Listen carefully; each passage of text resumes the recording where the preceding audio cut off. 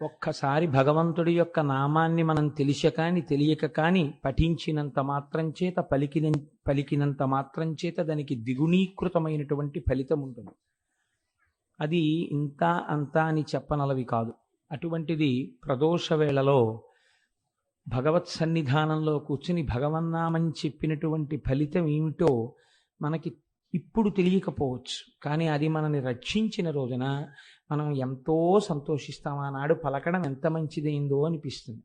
కనుక నా ప్రార్థన ఏమిటంటే, ఒకవేళ మీలో ఎవరి దగ్గరైనా కార్డులు లేకపోతే ఒక్క జెరాక్స్ కాపీ తీయించుకోండి ఉన్న వాళ్ళ దగ్గర. ఇవాళ నా దగ్గర ఉండిపోయినటువంటి కార్డులు కూడా పట్టుకొచ్చేసాను ఇచ్చేద్దామని.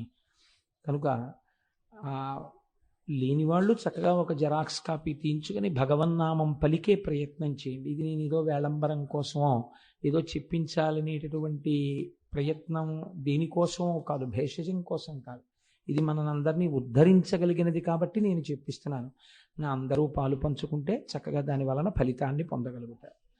నిన్నటి రోజు నేను కేదార క్షేత్రం గురించి ప్రస్తావన చేస్తూ ఒక మాట చెప్పాను. ఆ కేదార క్షేత్ర దర్శనం చేసేటప్పుడు ఒక నియమం ఉన్నది. కానీ సాధారణంగా 95% మంది అటువంటి నియమాన్ని పాటించరు దర్శనం చేసినప్పుడు. నేను చిట్ట చివరిలో దాన్ని మళ్ళీ విడిచిపెట్టేశాను. ఎందుకు విడిచిపెట్టేశాను అంటే, వారు అనుకుంటాను నన్ను వచ్చి అడిగారు కూడా ఏమా నియమం అని. దాన్ని విడిచిపెట్టడానికి కారణం ఏంటంటే, నేను చూడలేదు కేదార క్షేత్రం వెళ్ళినప్పుడు ఆ నియమం పాటించినటువంటి వాళ్ళని. దాన్ని చెప్పి అయ్యో మేము చేయలేదండి అలాగా ఏమైనా ఇబ్బంది వచ్చేస్తుందా అని మళ్ళీ అదో కొత్త ప్రశ్నలు అడుగుతారేమో అన్న భయంతో వదిలిపెట్టేశాను. కానీ మళ్ళీ అనిపించింది, పోనీ చెప్తే వచ్చిన దోషం ఏమిటి? దోషాన్ని తొలగించగలిగిన వాడు పరమేశ్వరుడు. నువ్వెవరివి చెప్పకుండా ఆపడానికి? చెబితే ఇక ముందు వెళ్ళేటటువంటి వాళ్ళు అటువంటి భాగ్యాన్ని పొందుతారు. ఒకవేళ వెళ్ళిన వాళ్ళు అలా దర్శనం చెయ్యని వాళ్ళు ఉంటే దానివల్ల దోషం ఏం లేదు. మాకు తెలియదు శంకరా, మేము అలా చెయ్యలేదు, మా దోషాన్ని మన్నించు, ఈశ్వరుడు మన్నిస్తాడు. కేదార క్షేత్రం వెళ్ళినటువంటి వాళ్ళు కేదారలింగాన్ని తిన్నగా కంటితో చూడకూడదు. వలయమును పట్టుకుని వెళ్ళాలి. వలయము అంటే చేతికి వేసుకునేటటువంటి కంకణం ఎలా ఉంటుందో అటువంటి ఒక గుండ్రటి వస్తువుని తీసుకెళ్ళి అంతరాలయంలో ప్రవేశించగానే కంటి ముందు ఆ వలయాన్ని పెట్టుకుని అందులోంచి చూడాలి.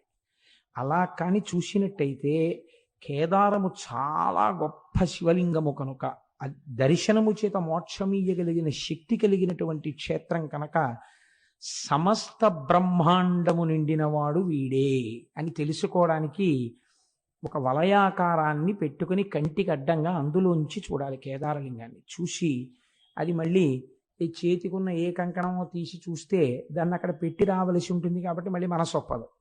కనుక ముందే చక్కగా ఒక రాగి కంకణం ఏదో పట్టుకుని వెడితే, రాగి చాలా ప్రశస్తం కనుక ఆ కంకణంలోంచి దర్శనం చేసి దాన్ని అక్కడ విడిచిపెట్టి రావచ్చు. కాబట్టి ఇక ముందు వెళ్ళేటటువంటి వారు అలా ఒక వలయంలోంచి కేదారలింగాన్ని దర్శనం చేసేటటువంటి ప్రయత్నములు చేసేదరుగాక. కాబట్టి నేను ఏది చెప్పడమా చెప్పకపోవడమా అని సంశయించి వదిలిపెట్టానో దాన్ని పూర్తి చేసేసాను.